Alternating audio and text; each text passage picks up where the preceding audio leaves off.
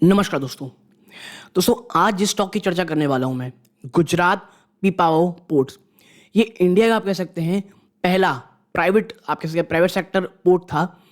Currently आप देखेंगे यहाँ पर तो निवेशकों को इस बात की लेकर की चिंता हो रही है जिस प्रकार का ग्लोबल सिनेरियोस बन रहा है। दोस्तों आप देखें कुछ समय पहले आप कह सकते हैं जो अभी पूरी दुनिया है ये कॉन्फ्लिक्ट से भर गई है। चाहे आप अर्मेनिया अजरबैजान ले लें, करेंटली जो चल रही है हमास टेररिस्ट ग्रुप, और जो आप कह सकते हैं इसराइल के बीच जो वॉर चल रही है दोस्तों, प्लस आप कह सकते हैं अन्य जगहों पे जो कॉन्फ्लिक्ट बनती हुई दिखाई दे रही है। ग्लोबल जो ट्रेड है दोस्तों वो एक बहुत बहुत आप कह सकते हैं प्रॉब्लम के दौर से गुजर रहा है। ठीक है, और आप कह सकते हैं कि भाई ऐसे में जो सबसे ज़्यादा प्रॉब्लम आती है वो आती है बिजनेस में। और गुजरात पीपावाव में ये इसलिए इंपॉर्टेंट है दोस्तों क्योंकि आप समझिए कि इस पोर्ट का जो ओवरऑल बिजनेस का almost more than 50% revenue export import से आता है। जो जून क्वार्टर के नंबर्स है वहां पर कुछ हमें वॉल्यूम से कमी देखने को मिल रही है। स्टॉक करेंटली 52 वीक हाई के आसपास ट्रेड कर रहा है दोस्तों। फंडामेंटली अगर आप देखेंगे स्टॉक में कहीं से कोई प्रॉब्लम नहीं है। आप ये वीडियो को मैं आपसे बता दूं, वीडियो को पूरा जरूर देखिएगा दोस्तों, खास करके सेकंड पार्ट में आप देखेंगे यहाँ पर कि जो मैं एनालिसिस लेकर के आऊँगा आपको समझ में आएगा कितना वेल पोजिशन्ड, कितनी ज़्यादा टेक्निकली एडवांस्ड, आने वाले समय में कैपेक्स को लेकर के कितनी ज़्यादा सीरियस कंपनी ये है दोस्तों।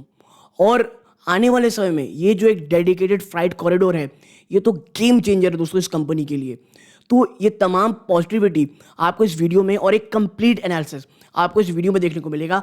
बट इस वीडियो में आपको ये भी बताऊंगा दोस्तों कि क्या इन स्तरों पे निवेश करना चाहिए, क्या निकल जाना चाहिए। ये वीडियो के लास्ट पार्ट में जो वर्ड ऑफ विजडम मैं लेकर के आता हूँ वहाँ पे चर्चा करेंगे।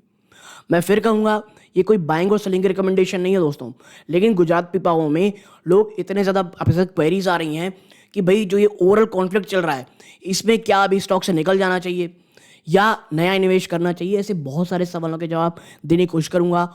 Q2 के नंबर्स में कहाँ पे आपको थोड़ी कमी देखने को मिल सकती है ये भी चर्चा करेंगे दोस्तों। ठीक है, वरना वैल्यूएशन वाइज मुझे इसमें कहीं कोई प्रॉब्लम नहीं है। प्लस शानदार कैश रिजर्व है, कंपनी 4% के आसपास का आपको डिविडेंड भी देती है, साथ में काफ़ी अच्छी कैपिटल एप्रिसिएशन रही है। मेरे ख्याल से 80-90 रुपये इसका 52 वीक लो है, वहाँ से स्टॉक 140 तक गया है जिसमें कंपनी ने डिविडेंड भी दिए हैं। बट आने वाला समय थोड़ा टफ हो सकता है, आने वाले कुछ क्वार्टर्स में आपको थोड़ी कमी देखने को मिल सकती है।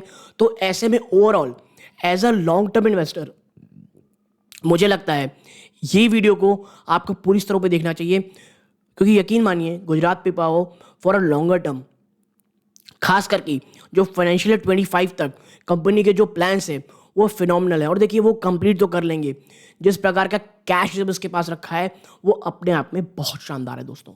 ठीक है, वीडियो के सेकंड पार्ट में चलते हैं, प्लीज़ पूरा देखिएगा। लेकिन आगे बढ़ने से पहले दोस्तों अगर आप इस चैनल पहली बार आए हैं, मैं ऐसे ही वीडियोस बनाता हूं, प्लीज़ चैनल को सब्सक्राइब करें, वीडियो को लाइक करके औरों के साथ शेयर कीजिएगा। एक फ्री टेलीग्राम ग्रुप है जिसका लिंक डिस्क्रिप्शन बॉक्स में आप जाकर के ज्वाइन कीजिएगा दोस्तों। और अगर आपकी किसी एक वीडियो में एनालिसिस करने की ज़रूरत है प्लीज़ बताइए मुझे कमेंट बॉक्स में, मैं लाने की कोशिश करूँगा। अगर आप उसको बहुत जल्द चाहते हैं तो सीरियस इन्वेस्टर ग्रुप मेंबर को ज्वाइन कर सकते हैं, तो मैं उस वीडियो को लाने की जल्द कोशिश करूँगा दोस्तों। ठीक है, तो अब चलते हैं सीधा वीडियो के सेकंड पार्ट की तरफ विदाउट वेस्टिंग एनी टाइम। और प्लीज़ कोई भी चीज़ को स्किप मत कीजिएगा क्योंकि बहुत बहुत शानदार वेल क्यूरेटेड पूरा का पूरा आर्टिकल है दोस्तों। तो चलते हैं सीधा सेकंड पार्ट की तरफ। तो सबसे पहले देखते हैं दोस्तों एक शॉर्ट डिस्क्रिप्शन इस कंपनी का। ठीक है, आप देखें तो जो गुजरात पीपावाव पोर्ट है ये गुजरात में लोकेटेड है दोस्तों, वेस्ट कोस्ट में इंडिया के, और जिसके पास इमीडिएट एक्सेस है दोस्तों to markets and north west India. जी हाँ, नॉर्थ वेस्ट इंडिया में एक शानदार एक्सेस आपको इनके पोर्ट के थ्रू मिलता है। कहाँ के थ्रू? वाया रोड और रेल दोनों के थ्रू। ठीक है, आप देखें जो पोर्ट है ये इलेक्ट्रीफाइड एक्सेस दोस्तों to western dedicated freight corridor WDFC। जी हाँ, आप समझिए जो गुजरात पीपावाव पोर्ट की बात की जाती है, आप समझिए पोर्ट का सबसे बड़ा जो फ़ायदा होता है भाई वो एक्सेस का होता है। आपको ईजिली एक्सेसिबिलिटी है कि नहीं, और गुजरात आप कैसे पीपावाव पोर्ट के पास एक शानदार एक्सेसिबिलिटी है दोस्तों। ठीक है, आप देखें जो ये है जो पोर्ट है इट हैंडल्स 4 प्रकार के कार्गो ये हैंडल करता है। कैसे? पहला है कंटेनर, आपको पता है container, bulk cargo, liquid cargo और roll in roll off that is automobiles. ठीक है, तो ये आप समझिए 4 प्रकार के आपको ये आप कह सकते हैं कार्गो एक जगह से दूसरी जगह ले जाने में हेल्प करता है। यानी शानदार एक्सेस, ग्रेट लोकेशन एंड आप कह सकते हैं डिफरेंट टाइप्स ऑफ आप कह सकते हैं कार्गो को हैंडल करने की इनकी क्षमता है दोस्तों। ठीक है, इतना ही नहीं, एक एक करके आपसे चर्चा करेंगे। आप देखें यहाँ पे दैट पोर्ट की दोस्तों कैपेसिटी है टू हैंडल 1.35 मिलियन TEU। अब भाई साहब TEU क्या होता है? 20 इक्विवेलेंट यूनिट दोस्तों कंटेनर, यानी 20 कंटेनर आप कह सकते हैं, 20 कंटेनर के बराबर की बात हो रही है यहाँ पे। ठीक है, ये यूनिट्स है, तो एक TEU मतलब 20 इक्विवेलेंट कंटेनर दोस्तों, 1.35 मिलियन TEU कंटेनर। और ये वेल इक्विप्ड है दोस्तों with modern and efficient container handling equipment दोस्तों। इतना ही नहीं, and operates a technically advance terminal operating system, यानी state of the art technology भी कंपनी के पास है। ठीक है, शानदार इक्विपमेंट्स हैं। बल्क कार्गो हैंडलिंग कैपेसिटी इसकी 4 मिलियन मेट्रिक टन है दोस्तों, और ये कमोडिटीज को हैंडल कर सकता है। किस प्रकार की? भाई साहब कोयला, cement, clinker, fertilisers, steel, iron ore, तमाम अन्य चीज़ों की। और इतना ही नहीं, कुछ स्पेशलाइज प्रोजेक्ट कार्गो भी दोस्तों, यानी लगभग हर प्रकार की कमोडिटी भी आप एक जगह से दूसरी जगह ले जाना है तो आपके लिए ये काफ़ी अच्छी प्लेस हो सकती है। ठीक है, इतना ही नहीं, जो पोर्ट है दोस्तों ये हैंडल करता है 2 million metric ton of liquid cargo. Liquid cargo याद रखिएगा, पर एनम। इट हैज़, इसके पास एक dedicated liquid bulk jetty equipment दोस्तों, जो कि ये हैंडल कर सकती है। कैसे? तो क्योंकि देखिए जो लिक्विड कार्गो होते हैं ना, ये बहुत ज़्यादा जेंटल होते हैं, बहुत ज़्यादा आप कह सकते हैं इसे कॉशियस के लिए साथ इन्हें हैंडल किया जाना चाहिए। तो इसको भी लेकर के वो बहुत ज़्यादा इक्विप्ड है दोस्तों, गुजरात पावर पोर्ट। और ये हैंडल कर सकता है petroleum product, chemical, vegetable oils, bitumen, LPG cargo etcetera दोस्तों। The port has strategic types. जी हाँ, इतना ही नहीं, पोर्ट के स्ट्रेटेजिक टाइप्स भी दोस्तों एगिस लॉजिस्टिक्स के साथ, गल्फ पेट्रोकेम के साथ और IMC लिमिटेड के साथ to import and export liquid और गैस कमोडिटीज। ठीक है, यानी लिक्विड और गैस कमोडिटी के ले जाने के लिए कंपनी ने काफ़ी लोगों के साथ एक टाइप भी करा हुआ है दोस्तों। ठीक है, आगे चलते हैं। देखें, Gujarat Pipavav port has partner with NYK auto logistics, जो स्पेशलाइज है दोस्तों किसमें? इन द लॉजिस्टिक ऑपरेशन किसके? Of automobiles for export and coastal shipping दोस्तों। ठीक है, यानी भाई साहब तमाम चीज़ों के साथ कंपनी काफ़ी अच्छे से टाई अप है। देखिए, यानी इसके शॉर्ट डिस्क्रिप्शन में आपको एक चीज़ समझ में आई होगी, शानदार लोकेशन, बेहतरीन एक्सेसिबिलिटी, पोर्ट और आप कह सकते हैं थ्रू रोड और रेल कनेक्टिविटी भी, हर प्रकार की कमोडिटी ये हैंडल कर सकती है, कैपेसिटी बहुत अच्छी है। कंपनी के पास दोस्तों आप कह सकते हैं जो टेक्नोलॉजी है वो काफ़ी अच्छी है। ठीक है, और कई बड़ी कंपनी से इनका टाई अप भी है दोस्तों। और जो इनका जून क्वार्टर गया है, मैं आपको बता दूं, कंपनी का जो जून क्वार्टर गया है दोस्तों, the container volume of the company grew 6% to 1.99 lakh TEU, जो मैंने ऑलरेडी बता चुका है, लगभग 21 कंटेनर के बराबर होता है एक TEU, तो ईयर ऑन ईयर बेस पे। ठीक है, जो लिक्विड कार्गो हैंडलिंग है दोस्तों ये 29% बढ़ी है दोस्तों टू 2.62 मैट्रिक टन। और जो रोरो यूनिट है दोस्तों इसमें तो सबसे ज़्यादा 118% जंप आया है, 14.25 कार इक्विवेलेंट यूनिट। ठीक है, but however the bulk cargo handled was 6.71 lakh metric ton, जो कि 28% डाउन था ईयर ऑन ईयर दोस्तों। और जो रिपोर्ट्स अवेलेबल हैं पब्लिकली उसके हिसाब से जो कंटेनर है दोस्तों वॉल्यूम शेयर वो 75% दोस्तों, followed by bulk cargo volume 18%, और जो बैलेंस बचता है 7% वो इनका लिक्विड कार्गो होता है। यानी सबसे ज़्यादा जो बिजनेस होता है वो कंटेनर के थ्रू कंपनी का होता है। ठीक है, तो यहाँ तक मुझे लगता है चाहे वो जो लास्ट क्वार्टर में जो इनके कह सकते हैं कार्गो कंटेनर के डेटा हैं वो आपको समझ में आ गए होंगे, कंपनी कितनी अच्छी है, क्या है, कैसा है, शॉर्ट डिस्क्रिप्शन में हर एक चीज़ आप कह सकते हैं कवर हो चुकी होगी। नेक्स्ट चलते हैं, क्वार्टर 2 के जो फाइनेंशियल हाइलाइट्स हैं उस पर चर्चा करते हैं, और ये बहुत ज़्यादा क्विक होगा क्योंकि भाई अब तो क्वार्टर टू के नंबर्स आने शुरू हो गए, तो जो पुराने नंबर्स हैं उसमें ज़्यादा टाइम वेस्ट करने का मुझे उतना सही नहीं लगता है। आप देखें जो रेवेन्यू दोस्तों कंपनी की जून 2023 में क्वार्टर में वो 215 करोड़ रही है, 4% up year on year. EBITDA जो था वो 106 करोड़ में आया है जून में, जो कि 5% डाउन है। जी हाँ, 5% डाउन है ईयर ऑन ईयर। और जो एबिटा मार्जिन दोस्तों जून क्वार्टर की ये 49% है, जो पहले 59% थी एक साल पहले, यानी यहाँ पर भी गिरावट है। नेट प्रॉफिट जो आया है वो है 65.9 करोड़, जो कि 15% हायर है दोस्तों ईयर ऑन ईयर। और जो नेट प्रॉफिट मार्जिन है वो 31% रहा है, जो पहले 28% था फॉर पीरियड। यानी वॉल्यूम्स में ओवरऑल बिजनेस थोड़ी कमी आई है, नो डाउट, लेकिन कंपनी ने आप कह सकते हैं जो मार्जिन है उस पर काफ़ी इंप्रूवमेंट किया है। तो ओवरऑल जो बिजनेस है ईयर ऑन ईयर उसमें 15% का जंप है, विच इज़ मोर और लेस गुड दोस्तों। ठीक है, अब बात कर लेते हैं कि भाई साहब फ्यूचर प्रॉस्पेक्टस क्या है। और देखिए अभी फ्यूचर प्रॉस्पेक्टस चर्चा करूंगा, लेकिन जब इसके क्वार्टर टू के नंबर्स आएंगे ना दोस्तों, उस समय एक आप कह सकते हैं बहुत ही अच्छे तरीके से एक एक चीज़ों के ऊपर हम चर्चा करेंगे। तो भाई फ्यूचर प्रॉस्पेक्टस क्या क्या है, देखिए मैनेजमेंट की जो कमेंट्री है ना वो ये इंडिकेट करती है कि जो एक्सपोर्ट इंपोर्ट के वॉल्यूम्स हैं दोस्तों कंपनी के, इसमें एक डिक्लाइन देखने को मिला है 6 से 8% in the June quarter on quarter basis पे। एक्सपोर्ट इंपोर्ट का जो बिजनेस है दोस्तों ये अफेक्ट हो रहा है दो रीजंस के कारण, जो मेन दो रीजंस हैं उसके कारण। क्या क्या वो है वो हम चर्चा करते हैं। देखें आप यहाँ पे 1 सेकेंड, आप देखें पहला, the port being non functional 16 days. June quarter में 16 दिन के लिए, जी हाँ 16 दिन के लिए जो क्वार्टर था, पूरा पोर्ट था वो नॉन फंक्शनल था। रीजन आपको याद होगा, एक साइक्लोन आया था कुछ दिन पहले, बिपरजॉय साइक्लोन, जिसके कारण जो पोर्ट की जो ओवरऑल आप कह सकते हैं फंक्शनैलिटी थी 16 दिन के लिए बंद हो गई थी, जिसके कारण आपको डिक्लाइन भी देखने को मिला। और मैं आपको बता दूं ये जो बिपरजॉय है ना दोस्तों, यहाँ आप कह सकते हैं जो अरेबियन सी के जो तूफान होते हैं वो उतने ज़्यादा नहीं आते हैं। ठीक है, तो इस प्रकार की चीज़ें होने ज़्यादा चांसेस नहीं होते हैं। दूसरा क्या है, अब ब्लीक ग्लोबल ट्रेड सिनेरियो। और ये जो लाइन है दोस्तों ब्लीक ग्लोबल ट्रेड सिनेरियो, ये कुछ दिन तक रहने वाली है। तो जो ग्लोबल ट्रेड सिनेरियो है वहाँ पे कुछ जो ब्लिकनेस हमको देखने को मिल रही है दोस्तों, कमजोरी, वो एक परेशानी का सबब है फॉर प्रोस्पेक्टस, आप ये समझ लीजिए।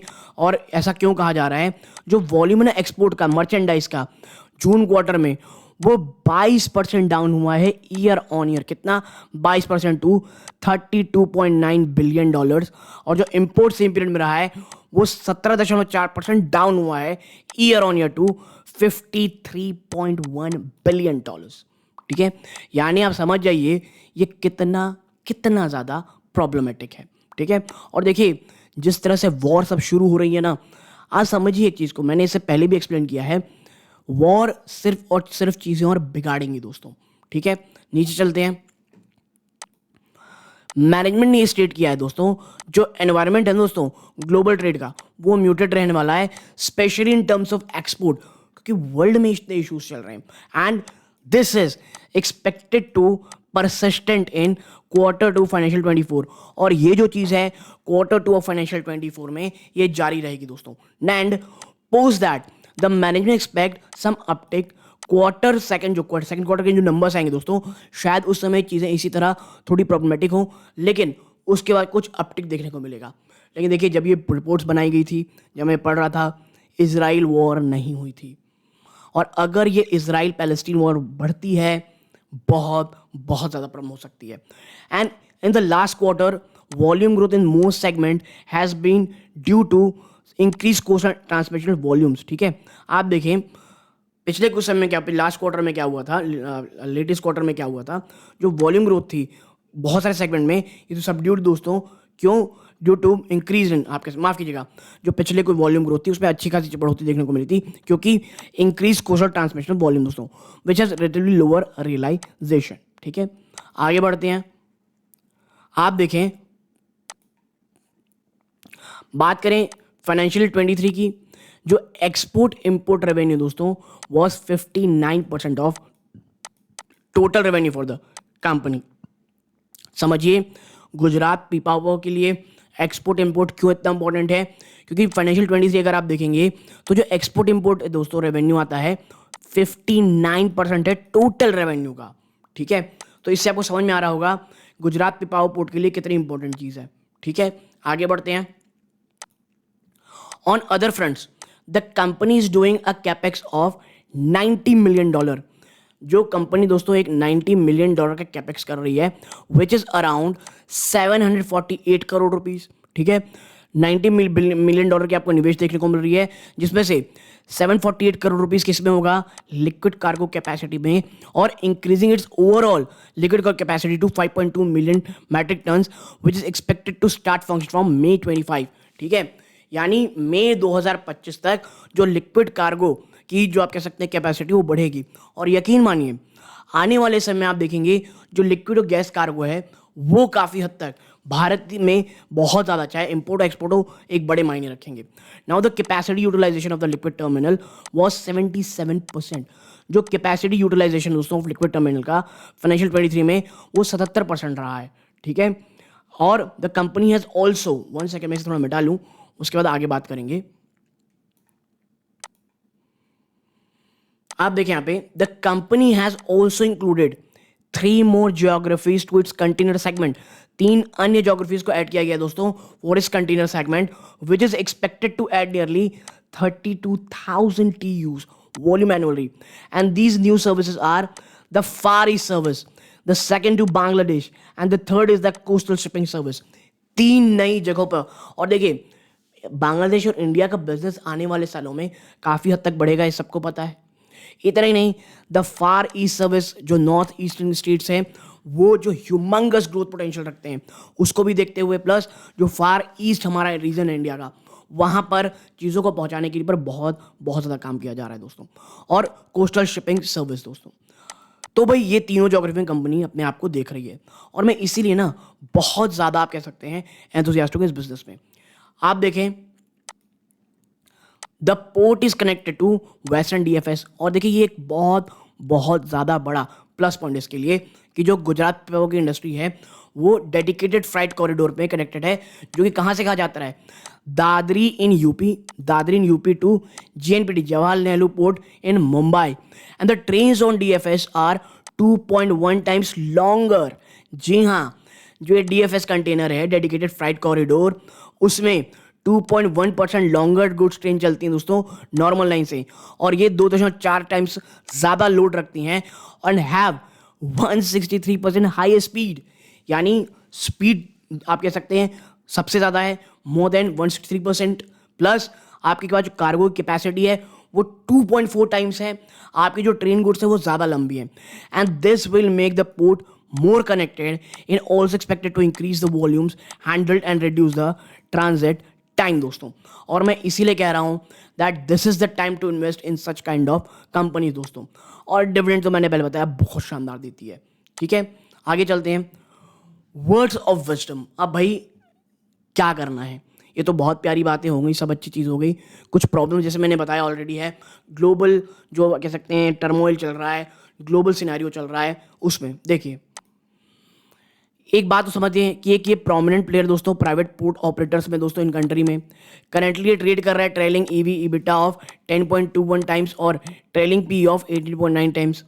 ये अपने पीयर जो कौन से हैं, अडानी पोर्ट जो कि 74 टाइम्स है और ट्रेलिंग पेइंग ऑफ 33.4 टाइम्स है, और जो रिसेंटली लिस्टेड हुआ है दोस्तों JSW इंफ्रास्ट्रक्चर। जी हाँ, अगर आप इसके पीयर्स देखेंगे ना तो JSW इंफ्रा है, अडानी पोर्ट्स हैं, और JSW इंफ्रा ट्रेड कितना कर रहा है दोस्तों 19.5 टाइम्स और ट्रेलिंग पे ऑफ 38 टाइम्स, यानी इसकी जो वैल्यूएशन है किसकी, गुजरात पे होगी, वो उनके हिसाब से काफ़ी रीजनेबल है दोस्तों। ठीक है, और आप देखें while the valuation company looks reasonable, company जो वैल्यूएशन है वो काफ़ी तक रीजनेबल है। जो एक्सपोर्ट इंपोर्ट वॉल्यूम दोस्तों ये लगातार नीचे आ रहे हैं, क्यों, ग्लोबल ट्रेड में एक बड़ा स्लगिशनेस है, trend expected to continue the next few quarters, और ये जो चीज़ें ना आने वाले फ्यू क्वार्टर्स में लगातार जारी रहेंगे दोस्तों। और this also segment that brings in better realisations. ठीक है, और ये उन सेगमेंट में जहाँ पे काफ़ी तक रियलाइजेशन काफ़ी अच्छी होंगी, और export import bring more than half the revenue of the company. मैंने आपको ऑलरेडी बताया है लगभग 59% उनका जो ओवरऑल रेवेन्यू है एक्सपोर्ट इंपोर्ट से आता है। तो ये जो स्लगिशनेस है, जो ये वॉर चल रही है, ये जो तमाम इशू आगे जारी रहते हैं, तो भाई साहब ये इसमें आने वाले समय में गिरावट थोड़ी ज़्यादा देखने को आपको मिल सकती है। And the sluggishness in global trade being a headwind, new investor need not to enter at this juncture. जी हाँ, जो नए निवेशक है ना, वो इस जंक्चर से करेंटली निवेश करने थोड़ा बचें दोस्तों, क्योंकि अगर ये और भी प्रॉब्लम होती है तो आपको गिरावट देखने को मिलेगा। और जो एग्जिस्टिंग इन्वेस्टर जो निचले स्तरों पे, क्योंकि देखिए अभी 52 वीक हाई से ज़्यादा नहीं गिरा ये, और आपने अगर स्टॉक को एक बहुत निचले स्तरों पे ले रखा है, हड़बड़ाने की जरूरत नहीं है, ये अपने स्टॉक को होल्ड कर सकते हैं। ठीक है, देखिए जो पूरा आर्टिकल था बिजनेस लाइन के थ्रू मैंने लाने की कोशिश की है, जो आपके साथ जो डेटा है, तमाम चीज़ें हैं। आपकी और कोई जानकारी हो, आपको और कुछ क्वेश्चंस हो, कमेंट बॉक्स बताइएगा। एक फ्री टेलीग्राम चैनल है जिसका लिंक डिस्क्रिप्शन बॉक्स में, आप जाके ज्वाइन कर सकते हैं। और मैं कुछ स्टॉक्स के बारे में चर्चा करता रहता हूं दोस्तों, आप चाहें तो सीरियस इन्वेस्टर ग्रुप में ज्वाइन कर सकते हैं। तो आप यहाँ तक जुड़े रहे गाइस, इस बात का बहुत बहुत धन्यवाद। ये इस वीडियो का अंत है। जय हिंद।